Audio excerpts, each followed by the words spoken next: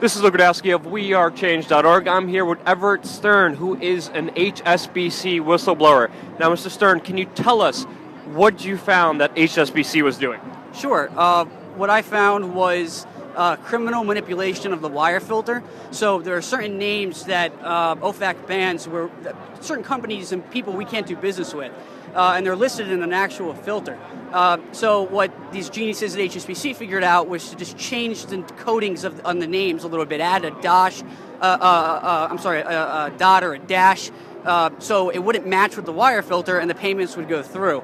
And that's how hundreds of millions of dollars went from Kariba supermarkets in Africa and Gambia to Tajiko in Lebanon, which is owned by the Tajain brothers, which are financiers of Hezbollah.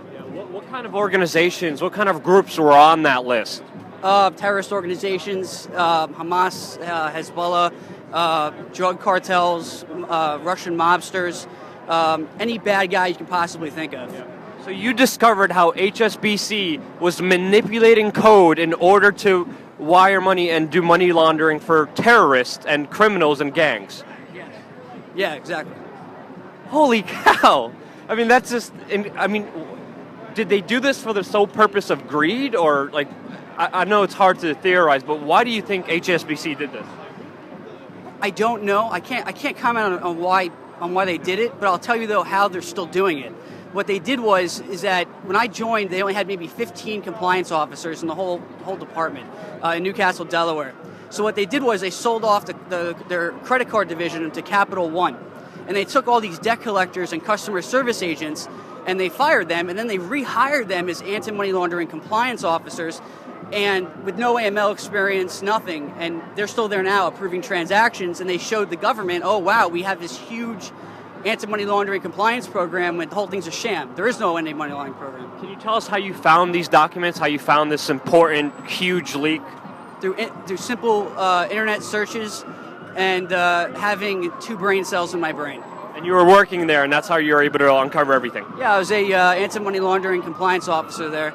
Out of business school, I was a candidate for the clandestine service before I joined HSBC, and I joined October 2010. 3 weeks in, I started passing information to the CIA and was doing that for about a year. And my major thing I wanted to know is, becoming a whistleblower, how was that? What consequences did you face? How are you right now? Are you facing any legal troubles?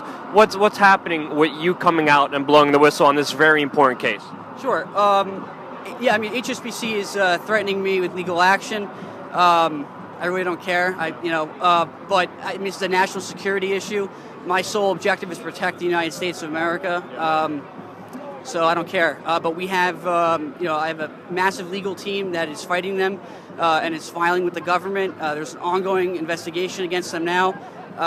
It was hard, though, becoming a whistleblower. A lot of people, until the media really started reporting on it, I would say until the Rolling Stone article, that's when, right when I was featured in Rolling Stone, that's when I had more of people supporting me, and they're like, oh, wow, this guy's actually doing a good thing. Before, it was, this guy is just, doing an off-end type deal. It's very hard. Was HSBC held responsible for their criminal activity? No, they were fined $1.9 billion, and they should have gone to jail. They again, like if I were to donate $1 to Hamas or Hezbollah, I'd go to jail for life. These guys are just no consequence at all, and they're still doing it. And we're not talking about $1. Like, how much money are we talking about? Billions. Wow. Billions of dollars. And we're talking to the Zeta drug cartel. 500,000 Americans die a year from drugs. And we're, a block away, there's a bank that's giving money to the drug cartels. That's crazy. Yeah. The NYPD here, they're getting killed in the streets. At 9/11, you got firefighters dying. From a block away from here, and they're supporting it, and we're allowing that to go on, all because the administration says they don't want to cause a financial crisis. Yeah. If there's another 9/11, I can guarantee you that's going to cause another financial crisis.